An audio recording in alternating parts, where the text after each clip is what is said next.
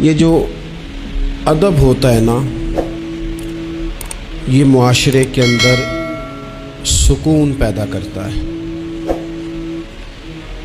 اور بے ادبی جو ہوتی ہے یہ معاشرے کے اندر، سوسائٹی کے اندر بے سکونی پیدا کرتی ہے۔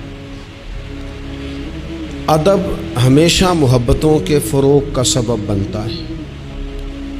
بے ادبی، بے باکی، اپنی زبان کا تیزی سے استعمال کرنا، یہ نفرتوں کا باعث بنتا ہے۔ ادب کرنے والے لوگ جو ہوتے ہیں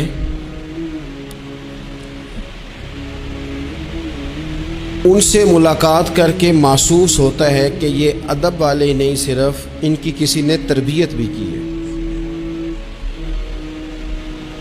اور بے ادبی، توہین، کسی شخص کے لیے ہتک امیز لہجہ اختیار کرنا، یہ بتاتا ہے کہ شخص غیر تربیت یافتہ ہے۔ آپ جب ادب کرنے والے ہو جاتے ہیں، پیار کرنے والے ہو جاتے ہیں، تعظیم کرنے والے ہو جاتے ہیں، تو آپ نا معاشرے میں سکون پیدا کرتے ہیں۔ میٹرک کر کے، پی ٹی سی کر کے کوئی آدمی اسکول میں ٹیچر لگ گئے تھے،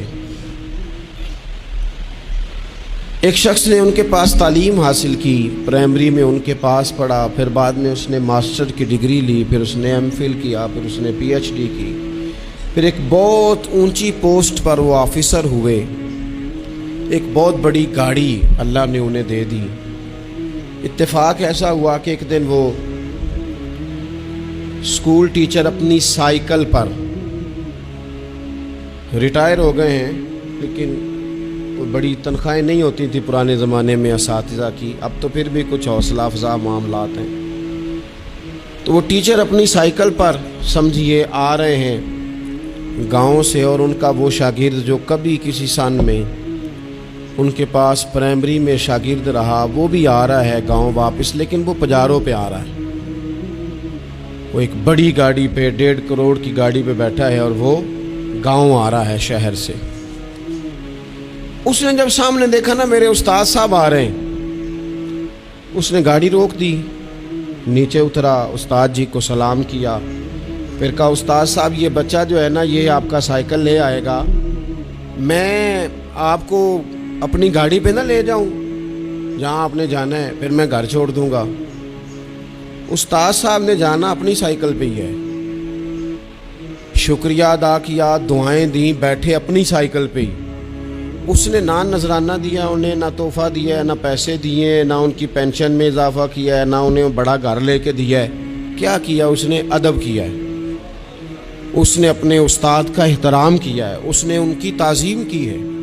نتیجہ اس کا کیا نکلا کہ استاد صاحب جب دوبارہ اس سائیکل پہ بیٹھتے ہیں نا تو انہیں محسوس ہوتا ہے میرا سائیکل تو پجاروں سے مہنگا ہے، اس لیے کہ پجاروں والے تو اتر اتر کے سائیکل کو سلوٹ کر رہے ہیں۔ انہیں یہ فیل ہوتا ہے کہ یہ مہنگا ہے۔ جب آپ کسی کو احترام دیتے ہیں، کسی کی قدر کرتے ہیں، کسی کے ساتھ آپ کا رویہ عقیدت والا ہو جاتا ہے، تو اس کا لازمی نتیجہ یہ نکلتا ہے کہ سوسائٹی میں سکون پیدا ہوتا ہے۔ دو قسم کے بچے ہوتے ہیں، ایک بچہ وہ ہوتا ہے جس سے ماں باپ بات نہیں کرتے، کوئی کام نہیں بتاتے، کوئی گفتگو نہیں کرتے، وہ کہتے ہیں اس کو تمیز ہی نہیں ہے بات کرنے کی، پتہ ہی کوئی نہیں کیا کہہ دے گا۔ وہ بیٹا ہے، وہ ہو سکتا ہے اس کی وہ کسی کے سامنے شکایت نہ کرے، لیکن وہ اسے کوئی کام نہیں بتاتے۔ ایک بچہ ایسا ہوتا ہے جس پہ ماں باپ سارا ہی بوجھ رکھ دیتے ہیں، انہیں پتہ ہوتا ہے کہ میں نے جو اس نے کہنا ہے وہ اس نے کر دینا ہے۔ اب وہ بچہ سکون دیتا ہے، ماں باپ اس کی وجہ سے اپنے دل میں راحت محسوس کرتے ہیں۔ ماں باپ بوڑھے تھے، بچہ گھر آ گیا، 2 رویے ہیں، آپ کو سمجھانے کے لیے چند مثالیں عرض کر رہا ہوں۔ ماں باپ بوڑھے ہیں، گھر میں غریبی ہے، بچہ ڈیوٹی سے آیا ہے، اب ماں باپ اسے کوئی کام کہنا چاہ رہے تھے، دونوں نے منصوبہ بندی کی ہے اور لفظ جمع کیے ہیں، اپنی سادگی میں کچھ جملے تراشے ہیں۔ بیٹا جب آیا تو بڑے دھیمے لہجے میں کہا پتر ہمیں تیرے وسائل کا بھی پتہ ہے، مسائل کا بھی پتہ ہے، تنخواہ کتنی ہے ہم جانتے ہیں، خرچے کتنے ہم جانتے ہیں، لیکن پتر ہم بھی تیرے علاوہ کس کو کہیں، تیری بہن غریبنی کو 10-20 ہزار کی ضرورت پڑ گئی ہے، تو کو مہربانی کر اس کے ساتھ، اور بڑے دبے لفظوں میں، ڈر کے، محتاج جملوں میں۔ بچہ تو ایسے ہوا جیسے پہلے سے ہی تیار بیٹھا تھا، لاوا تھا، پھٹ گیا، کہنے لگا ابا جی آپ ہر وقت مجھے تکلیف ہی دیتے رہتے ہیں، اماں ہر وقت آپ کام بتاتی رہتی ہیں، بہن کو سمجھائیں نا آپ کہ میرے پہلے بڑے مسئلے ہیں، میں کہاں سے اسے پیسے دوں، آپ اسے کہیں۔ ماں باپ بیچارے ساری رات روتے رہتے ہیں، یار یہ اس نے کیا کیا، نہ دیتا چلو ڈھب سے جواب دے دیتا۔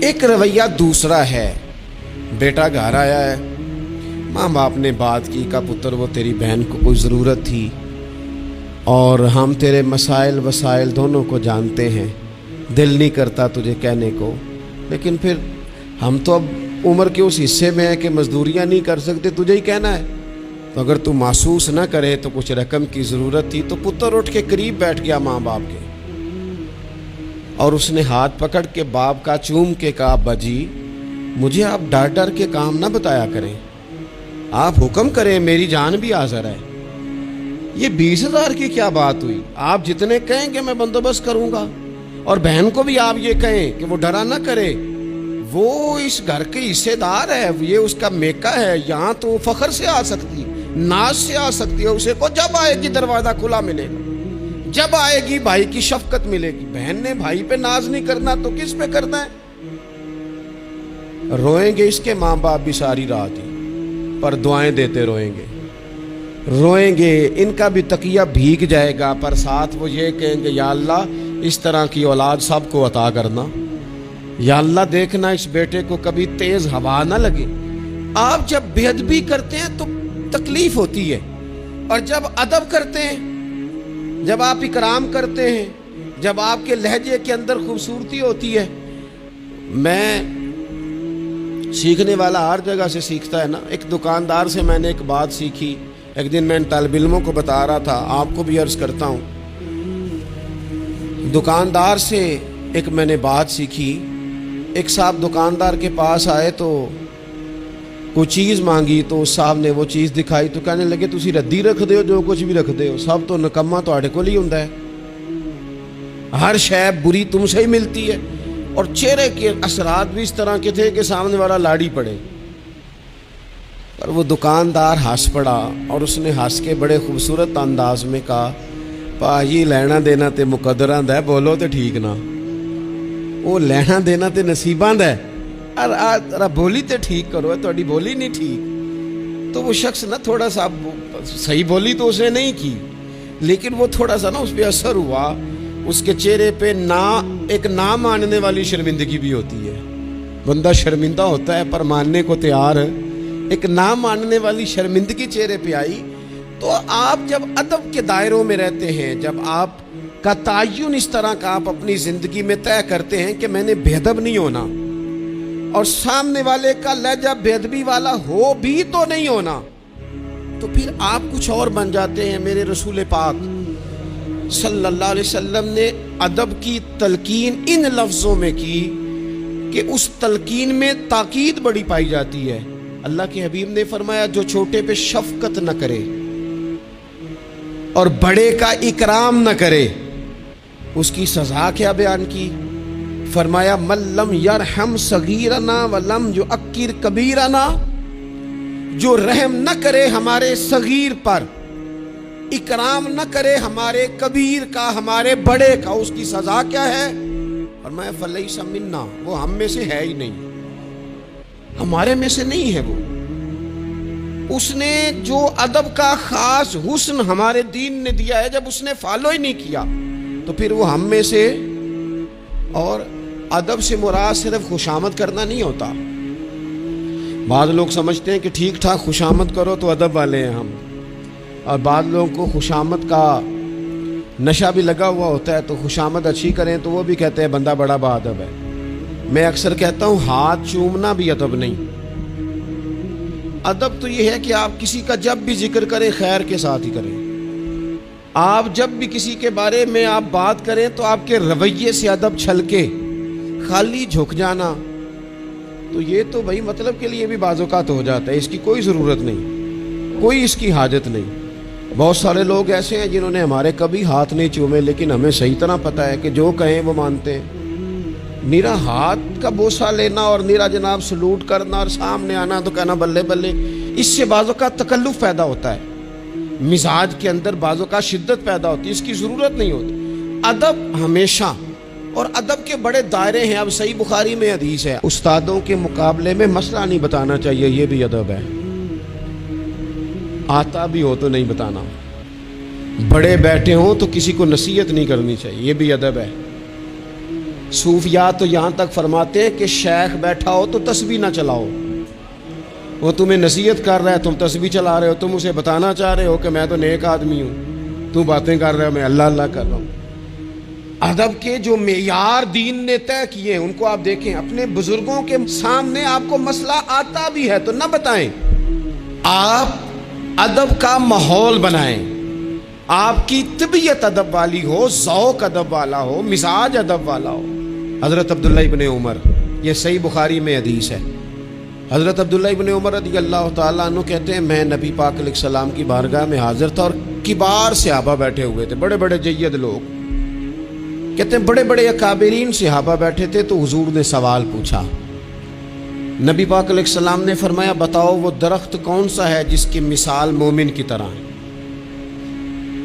جو پھل زیادہ دیتا ہے، محبت زیادہ کرتا ہے، کون ہے جس کی مثال مومن کی طرح ہے؟ حضرت عبداللہ ابن عمر فرماتے ہیں کہ مجھے پتا تھا کہ کھجور کا درخت ہے، یہ صحیح بخاری ہے۔ او دوستو سننا بھلا میں کیا کہہ رہا ہوں، فرماتے ہیں مجھے پتا تھا کھجور کا درخت ہے، پر چونکہ ابو بکر صدیق بیٹھے تھے، چونکہ عمر فاروق بیٹھے تھے، چونکہ عثمان غنی بیٹھے تھے، چونکہ مولا علی بیٹھے تھے، چونکہ بڑے بڑے اکابرین بیٹھے تھے اور میں تھا بچہ، فرماتے ہیں جواب آتا بھی تھا تو میں نے اس لیے نہیں دیا کہ میرے باپ بیٹھے ہیں، میرے چچا بیٹھے ہیں، ان کے ہوتے ہوئے صلاح دوں، ان کے ہوتے ہوئے میں بات کروں؟ فرماتے میں نے بتایا نہیں، لیکن جب کسی نے نہ بتایا تو حضور نے خود فرمایا وہ کھجور کا درخت ہے۔ فرماتے ہیں میرے دل میں خیال آ گیا کہ میرے ذہن میں جو جواب تھا بالکل ٹھیک تھا، دیا کیوں نہیں، بتایا کیوں نہیں؟ جواب آتا تھا پھر بھی نہیں بتایا، اس لیے کہ بڑوں کا ادب قائم رہے، بڑوں کا مزاج قائم رہے۔ لیکن یہاں تو بھائی استادوں کے ہاتھ سے 1 منٹ میں نکل جاتا ہے سارا کچھ۔ شاگرد کہتا ہے میں بتاتا ہوں نا استاد جی تو گوگل چلاتے ہی نہیں، اور میں تو گوگل کا مفتی ہوں پورا، میں نے تو مسئلہ نکال بھی لیا ہے، میں ابھی میں نکال کے دیتا ہوں۔ یہاں تو عبارتیں ٹھیک کرا رہے ہوتے ہیں طلباء اپنے اساتذہ کی، یہاں تو مرید کہہ رہے ہوتے ہیں کہ آپ مجھ سے رائے لیں، میں آپ کو بتاتا ہوں کہ پیری مریدی صحیح کیسے چلتی ہے، میں بتاتا ہوں۔ آپ اپنی زندگی میں جب آداب لے آئیں گے، جب ادب لے آئیں، اور شدید ایمرجنسی بھی ہوتی تھی نا تو صحابہ ادب نہیں بھولتے تھے، بعض اوقات ایمرجنسی میں ادب نہیں ہوتا، مطلب یہاں خدا نہ خواستہ میرے کپڑوں کو پیچھے آگ لگ جائے تو آپ کیا کہیں گے؟ پیر طریقت، راہبر شریعت، فلانا صاحب فلانا، جب تک سارے کپڑے جل جائیں۔ اگر ایمرجنسی ہو جائے نا، کپڑوں کو آگ لگ جائے تو کہا جاتا ہے جناب آگ لگے آپ کے کپڑوں کو، ہو سکتا ہے نام لے کے کوئی پکارے مولانا صاحب وہ دیکھیں آگ ہے، اتنے لمبے لقب نہیں ہوتے، لیکن صحابہ ایمرجنسی میں بھی حضور کا ادب کرتے۔ حضرت صدیق اکبر غار ثور میں ہیں، ایڑی پر ڈنگ مار رہا ہے سانپ، اور سانپ کا نام لے لے تو بندہ گھبرا جاتا ہے، لیکن ایڑی پہ ڈنگ مارا جا رہا ہے، جب تک ڈنگ لگ رہا ہے بار بار، اب اس کا اثر تیز ہوا، اس زہر کا اثر جب جسم پہ ہونے لگا تو آنسو آنکھوں سے نکلے، وہ حضور کے چہرہ نور پر آئے تو محبوب نے فرمایا کیا ہوا؟ کہنا چاہیے تھا نا سانپ سانپ سانپ سانپ، حضرت صدیق اکبر ادب نہیں بھولے، کہنے لگے فدا کا ابی و امی یا رسول اللہ، حضور میری ماں بھی قربان، حضور میرا باپ بھی قربان، فدا کا روحی و قلبی یا رسول، حضور میرا دل بھی قربان، حضور میری روح بھی قربان، یا رسول اللہ وہ سانپ نے ڈس لیا مجھے، ادب نہیں بھولے. وقت بدلنا ہے تو بدل جائے لیکن آداب کبھی بھی امت کے ہاتھوں سے جانے نہ پائے. آداب کا ہر وقت خیال رکھا جائے, ہر وقت خیال رکھا جائے. آخری بات آج آپ حضرات کی خدمت میں عرض کرنی ہے, ہر جگہ ضروری نہیں کہ کوئی تنقید کا پہلو ہی نکالا جائے, ہر شخص کی نیت پر شک کیا جائے, یہ ضروری نہیں. ایک ذہن بنا لیں, جو بھی رسول اللہ صلی اللہ علیہ وسلم کی بات کرے, عقیدہ اس کا ٹھیک ہو, دین کی بات کرے, قرآنی تعلیمات کی بات کرے, وہ کوئی ہو, کوشش کرے کہ جو خیر کی بات ہو اس میں خیر کے ساتھ سپورٹ شروع کر دیں. ہم نے بہت زیادہ جو گروہ بندی شروع کر دی ہے, اس سے تھوڑا سا اپنے آپ کو اوپر لے کے آئیں. اقبال بار بار روتے تھے, کہتے تھے فرقہ بندی ہے کہیں اور کہیں ذاتیں ہیں, کیا زمانے میں پن پنے کی یہی باتیں ہیں. کہتے تھے کیا اس طرح ہم آگے جائیں گے, کبھی برادریوں کے بت اور کبھی جماعتوں کے بت. تھوڑا سا نا اپنے ذہن کو بڑا کریں, اور دین کی بات آپ کو لگے صحیح کہ بندہ کچھ ٹھیک ہے, آپ نے بندے کی سپورٹ کرنی ہے کہ دین کی بات کی سپورٹ کرنی ہے. کوئی بھی کسی بھی رنگ میں جب حضور کا تذکرہ کرے, وہ حضرت ابراہیم علیہ السلام نے سنا تھا کہ وہ کماد کے کھیت سے, گنے کے کھیت سے کوئی اللہ اللہ کر رہا ہے, تو حضرت ابراہیم پہنچ گئے. اور فرشتہ تھا انسانی شکل میں, فرمایا رب کا نام پھر سنا. اس نے کہا میں سارے اونٹ لے لوں گا. فرمایا تو نام لینا تو اونٹ سارے ہی تیرے. وہ پھر تھوڑی دیر کے بعد چپ کر گیا. حضرت مفتی احمد یار خان صاحب رحمۃ اللہ نے اس کو لکھا ہے. دوبارہ سنا تو کہنے لگا ساری گائیں لے لوں گا. فرمایا ساری تیری ہوئی, نام دوبارہ سنا. نا علماں وچ پھسا سانو, تو یار دی گل سنا سانو. اس سارا کچھ دے دیا. تو فرشتہ عرض کرنے لگا مالک یہ تو تیرے نام کے سچے عاشق ہیں, یہ سچے دیوانے. تھوڑا سا نا اتفاق کرنے کی کوشش کریں, اپنے آپ کو تھوڑا بڑا کر لیں, میچور کر لیں. جب لوگ انسانوں کی بجائے نظریوں کو سپورٹ کرنے لگ جاتے ہیں نا, ہم شخصیات کے نہیں نظریات کے قائل ہیں. جب نظریات کو ہم سپورٹ کریں گے, دین ایک نظریہ ہے اور نظریے کی سپورٹ کبھی نہیں چھوڑنی چاہیے. نظریہ ہمیشہ نظریہ ہوتا ہے. جاٹوں کے, باٹوں کے, ارائیوں کے, فلاں ہو کے بڑا جی لیا, اب کچھ مسلمانوں کے بھی تو جینا چاہیے کہ نہیں. یار صحیح بتاؤ, کبھی اپنا تعارف بتایا ہے کہ ہم رسول اللہ کے غلام ہیں؟ یہ بھی تو تعارف ہے نا ہمارا, یہ بھی تو بتانا چاہیے. آپ کون ہیں جناب؟ کہتے میں تو گجرانوالہ کا رہنے والا ہوں. آپ کون ہیں جناب؟ میں تو جناب گجرات کا ہوں. بھئی آپ یہ کہیں میں رسول اللہ کا غلام ہوں. حضرت سلمان فارسی سے کسی نے کہا نام بتائیں, کہنے لگے میرا نام اسلام ہے. کہا آپ کے والد کا نام؟ کہنے لگے اسلام. کہا دادا کا نام اسلام. پوچھتا جاتا آپ اسلام بتاتے جاتے. اس نے کہا جناب یہ کیا بات ہوئی؟ فرمانے لگے میرا سارا کچھ ہی میرا دین ہے. یہیں سے بات شروع ہوتی ہے اور یہیں پہ بات ختم ہوتی ہے. کچھ کبھی کبھی حضرت سفینہ ایک صحابی ہیں, جنگل میں رستہ بھول گئے تھے تو سامنے شیر آ گیا. تو شیر نے جب منہ کھولا تو پتہ ہے حضرت سفینہ کی زبان سے کیا نکلا؟ کہنے لگے او شیر ذرا خیال کرنا میں رسول اللہ کا غلام ہوں. اس مقام پہ بھی یہی نکل رہا ہے کہ میں نبی پاک کا غلام ہوں. ایمرجنسی میں بھی جب کہا میں حضور کا غلام ہوں تو شیر نے دو ملانی شروع کر دی, قدم چومنے شروع کر دیے. شیر پیچھے ہٹ گیا. تو آپ کی زبانوں پر یہ بات جاری ہو کہ ہم نبی پاک صلی اللہ علیہ وسلم کے غلام ہیں. اللہ تعالیٰ مجھے اور آپ کو عمل کی توفیق عطا فرمائے.